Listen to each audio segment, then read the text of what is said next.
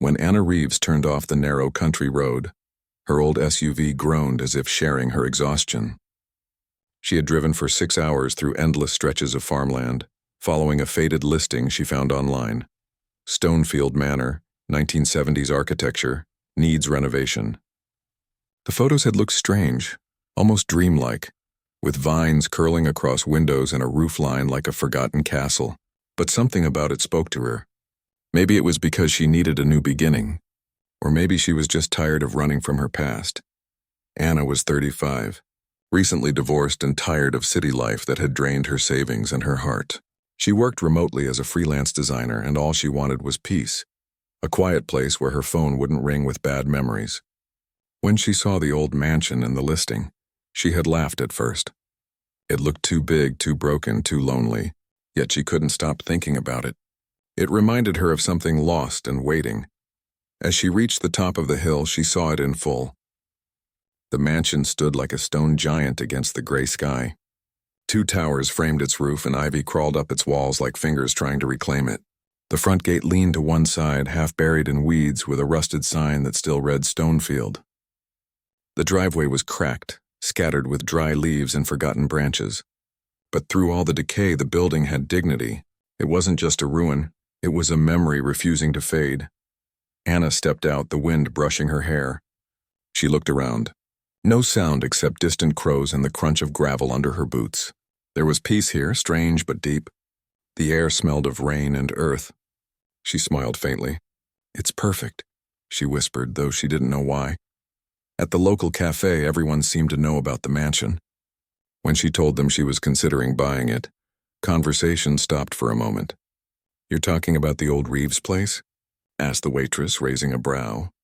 "Reeves?" Anna blinked. "That's my last name." The waitress frowned. "Well, maybe it's meant to be," she said softly, then added, "But people say it's not right, that house. Strange thing since the 70s.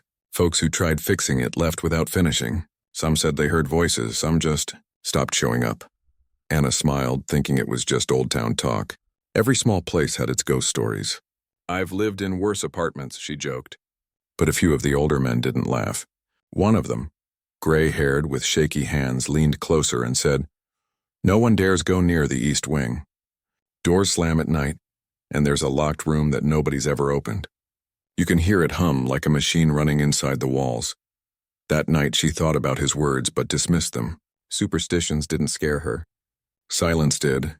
2 weeks later, she signed the papers. The realtor was relieved to close the deal quickly, barely making eye contact. "It's a solid place," he said too fast, "and just needs work." When Anna asked about the previous owners, he only shrugged. Records got lost after the estate changed hands in '79. Happens with old properties. The first day she unlocked the mansion, the heavy doors groaned as though waking from a long sleep. Dust drifted through the sunlight like ghosts of the past. The grand hall had marble floors cracked like riverbeds, walls lined with faded paintings, and a spiral staircase that curved into darkness above. The air smelled of wood, age, and something faintly metallic. She wandered from room to room, her footsteps echoing. Every corner told a story. The abandoned piano with yellow keys, the fireplace still holding half-burned logs, the faint outline of family portraits long removed from the walls. It was as if the house had been frozen in the middle of a memory and left to wait for her. That night she slept in one of the smaller bedrooms on the ground floor, wrapped in blankets she'd brought from the city. Wind rattled the shutters. Pipes groaned softly inside the walls, but what made her sit up was a faint thud from the east side of the house, like a door closing by itself. She told herself it was air pressure or an animal trapped inside. Still, she couldn't shake the feeling of being watched. The next morning, she began cleaning. Each day revealed more of the mansion's personality. She found a carved oak banister under layers of dust, beautiful hand-painted tiles in the kitchen, and intricate floral molding above the library door. It was clear that someone decades ago had built this home with love and wealth, but something must have gone wrong. Every time she tried asking the locals about the original owners, their expressions turned guarded. "They just left," one woman said simply. "No one saw the family after summer of '78. Only the caretaker stayed behind for a while. He wasn't right in the head." "What happened to him?" Anna asked. The woman only shook her head. No one knows. One afternoon, Anna explored the basement. The staircase creaked with each step, the air growing cooler and damp. Her flashlight beam revealed shelves of canned goods long expired, old tools, and a rusted furnace in the corner. She brushed away cobwebs and noticed something odd, a section of wall that didn't match the rest. The stones there were newer, smoother, arranged in a perfect rectangle as if sealing something. Curious, she pressed her hand against the stone. To her surprise, one block gave way slightly, clicking inward. A low metallic sound echoed behind it, followed by a faint hiss. She stepped back startled as part of the wall slid sideways, revealing a hidden metal door. It was narrow and tall, covered in dust but perfectly solid. There was no handle, only a circular keyhole and a tarnished brass plate near the top. She wiped it clean with her sleeve and read two engraved words, "Do not." That was it. No name, no warning, no explanation. Just those two words. She felt a chill crawl down her spine. The rest of the basement was cold, but this area felt different. Still, heavy, like the air itself didn't move. Her flashlight flickered once. Old wiring, she muttered, trying to steady her breath. But deep inside, something didn't feel right. That night, she tried to forget about it. She made tea, read an old mystery novel, and turned on soft music from her phone. The house seemed calmer, almost peaceful again. But when she went to bed, sleep wouldn't come. She kept seeing that door in her mind. Its plain surface, the bold words, "Do not," the faint echo when she'd pressed it. It didn't make sense. Why would anyone build a hidden door in a basement and mark it like that? If it was dangerous, why not seal it better? If it wasn't, why hide it? On the third night, around midnight, a sound woke her. It was faint, metal tapping against stone. She froze, heart pounding. It came from below, the basement. She listened for a full minute before it stopped. Then, just as she exhaled, something else followed. A low hum, almost mechanical, pulsing faintly through the floorboards. The next morning, she searched the internet for information about Stonefield Manor. Only a few scattered mentions appeared in old forums. Someone had once tried to restore it in the 1990s, but the project was abandoned halfway. One post from an anonymous user claimed the mansion had been part of a private experiment in the late 1970s, involving energy storage. The user said, "If you ever find the sealed door, leave it shut. It's not meant to be opened." Anna stared at the screen, uneasy. It had to be a hoax. Still, she printed the page and tucked it in her notebook. By evening, curiosity won. She went back down with a lantern, gloves, and an old crowbar from the shed. The air grew colder the closer she got to the hidden door. Her breath misted faintly. She touched the metal again. It was smooth, almost warm to the touch despite the chill around it. "If it's just an old storage room, I'll laugh about this later," she whispered. Her voice echoed softly against the stone walls. She placed the crowbar into the seam and pried gently. The metal gave a faint metallic groan. Then, to her surprise, the door clicked. A puff of air, stale and cold, brushed against her face. The smell was strange, partly earthy, partly chemical, like old oil mixed with dust. The space inside was pitch black. Her lantern light reached only a few feet before dissolving into darkness. The room was small, maybe 10 by 10 feet, with concrete walls and a low ceiling. In the center stood a raised concrete pedestal with a wooden chest resting on it, chained tightly shut. The chest was small, about the size of a toolbox, covered in dust, thick as ash. The chains were iron, corroded but unbroken, wrapped several times around the box and sealed with a padlock. A faded tag hung from it, the ink smeared by time, but she could still make out one word: property. Her heart thudded. Property of who? Why hide it like this? She took a step closer, the floor groaning softly beneath her boots. The temperature dropped again, sharp enough to make her fingertips ache. She reached out slowly, brushing dust off the chest's surface. Beneath it, carved faintly into the wood, were initials: J.R. The moment she touched those letters, her lantern flickered violently. For half a second, she thought she heard something.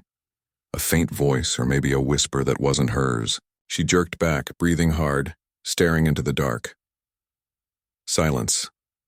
Only her own heartbeat echoed in the emptiness. She backed away slowly, out through the metal door, and let it close behind her. It sealed with a soft click like a sigh of relief. She stood there for a moment, trembling but unable to look away. That night she sat on the porch under the stars, wrapping a blanket around her shoulders. The wind whispered through the trees, and the house stood silent behind her. She kept wondering who JR was, what was inside that box, and why someone had built an entire. The next morning came cold and gray. Anna barely slept. Every time she closed her eyes, she saw that chained wooden chest sitting alone in the hidden room. She told herself she wouldn't go near it again, but deep down she knew she would. Curiosity was stronger than fear. She tried distracting herself with work, fixing broken tiles in the kitchen, sweeping dust from the grand hallway, and patching leaks in the ceiling. But no matter what she did, her thoughts returned to the basement. Who was JR? Why build a hidden room for a single box? By afternoon, she finally decided to learn more about the mansion's history. She drove into town and stopped at the local library, a small building that smelled of old paper and rain. The librarian, Mrs. Keaton, was in her 70s and knew every family that had ever lived in the valley. Stonefield Manor? Mrs. Keaton repeated when Anna asked. Her smile faded slightly. That place was built by Dr. Jonathan Rains in 1972. He was a scientist, some kind of inventor. Moved here with his wife and son from Chicago. Brilliant man, but something happened. Anna leaned forward. What happened? The librarian hesitated, lowering her voice. His wife fell ill in 1977. No one knew what kind of illness it was. People said she rarely left the house. After she passed away, the doctor shut himself in that mansion. The servants left. The boy disappeared a year later. Then the doctor himself was gone, no body, no goodbye. The authorities came, but they couldn't explain what they found. Some rooms were sealed off. Machines were still running in the basement. The property was abandoned after that. Anna felt her stomach tighten. Machines? Yes, Mrs. Keaton said quietly. Strange ones. Power lines from the house to underground units. When workers tried to remove them, the equipment sparked. The government sealed the site and sold it years later. She gave Anna a long, careful look. If you bought that house, dear, don't go poking around in things that were meant to stay closed. But Anna couldn't let it go. That night, she stood by her window, watching the moonlight spill across the lawn. The mansion looked beautiful under silver light, calm and harmless. But she knew what was under it now, a secret that had been buried for nearly 50 years. She went down to the basement again, her lantern in hand. The metal door looked the same, silent and cold. She took a deep breath and opened it. The air inside still smelled faintly of oil and dust. The box sat waiting. The chains looked heavier than before, or maybe that was just her fear. Anna walked around it slowly. On the back of the concrete pedestal, she noticed something she hadn't seen before, a metal panel embedded in the wall. It had switches, dials, and a small glass window glowing faintly blue. The light flickered weakly, though she hadn't turned on any power in this section. Still running, she whispered. After all these years? She reached out carefully, brushing her fingers along the glass. Inside, a faint hum pulsed like a heartbeat. Then a low click sounded and a hidden drawer slid open beneath the panel. Inside was a single item, a thin notebook with a cracked leather cover. She opened it. The first page was labeled, Journal of Dr. Jonathan Rains, 1977. Her heart thudded. She read the entries, her eyes moving fast through the faded ink. Margaret's illness worsens each day. No doctor can explain it. Her body weakens, but her mind remains sharp. She asked me to find a way to preserve her until a cure exists. The serum is incomplete, but I cannot stop. I have created a stasis chamber. Her life signs slow within it. She sleeps peacefully now, but the energy demands are enormous. The system must stay sealed. If anyone finds this after me, know this, she is not dead. She is waiting. Anna's breath caught. She read it twice, disbelieving. A stasis chamber. Was that what was inside the chest? She set the notebook down and stared at the chained box again. The hum she'd heard from the floor. It was the machine keeping something alive. She stepped closer. Her fingers hovered over the padlock. He said she's waiting, she whispered. Could that even be possible? Logic screamed no. But something about this mansion had defied logic from the start. She couldn't leave it buried. Not now. She fetched a small hammer and screwdriver from her toolkit upstairs. The padlock was old and brittle with rust. With a few firm strikes, it snapped open. The chain slid away with a metallic rattle. The wooden chest creaked when she lifted the lid. Inside, instead of bones or papers, was a glass cylinder about 2 feet long, wrapped in metal coils. A soft light glowed within, blue and steady. Floating inside the transparent tube was something small. No, someone small. It was the form of a child, maybe 8 or 9 years old, asleep. His face was peaceful, hair floating slightly as if underwater. The blue light pulsed gently around him. Anna's breath came shallow. "Oh my God," she whispered. "It's the boy." Dr. Raines's son hadn't vanished. He was here, frozen in time. Tears filled her eyes as she knelt beside the box. The journal's last entry came back to her. She is not dead. She is waiting. Maybe he'd meant his son, not his wife. Or both. She looked at the control panel again. The glow behind the glass window was dimming. The hum had weakened. The machine was dying. Panic rose in her chest. "If this thing shuts down," she murmured, "what happens to him?" Without thinking, she ran upstairs, pulling open the electrical panels near the main hall. The wires were old, tangled, and some frayed, but she traced them until she found one marked basement power feed. It had been switched off years ago. She flipped it on. Lights flickered across the lower floor. From beneath her feet came a deep, steady vibration.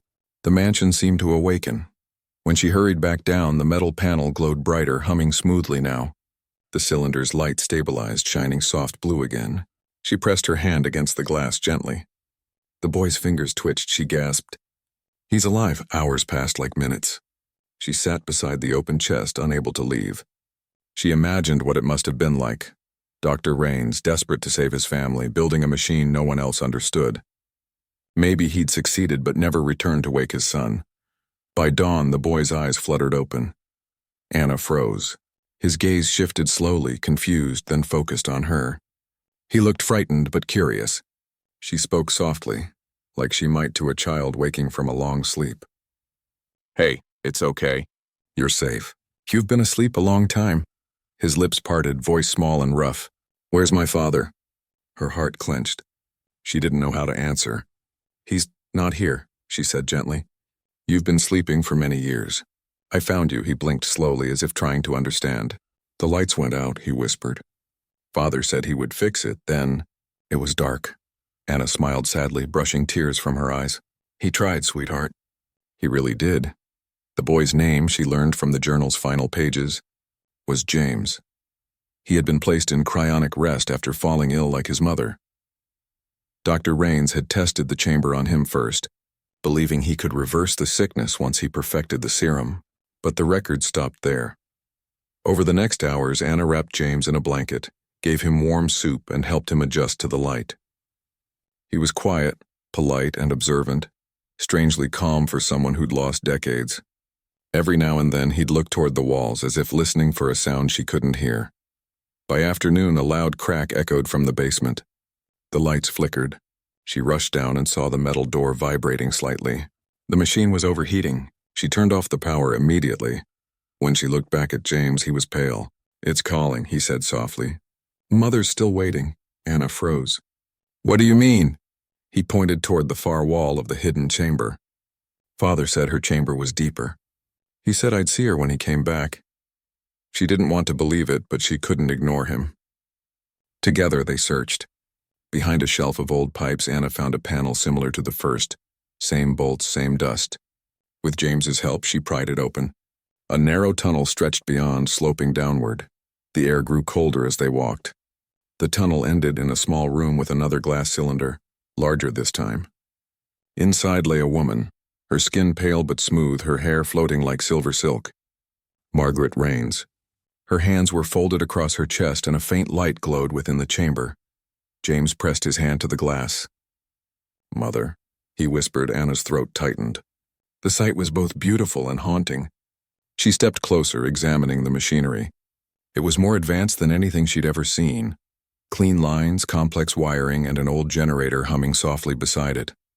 A gauge on the side blinked red. "She's still alive," Anna said, voice trembling. "But the system's failing." She looked around quickly. The generator fuel was almost empty. She needed to act fast.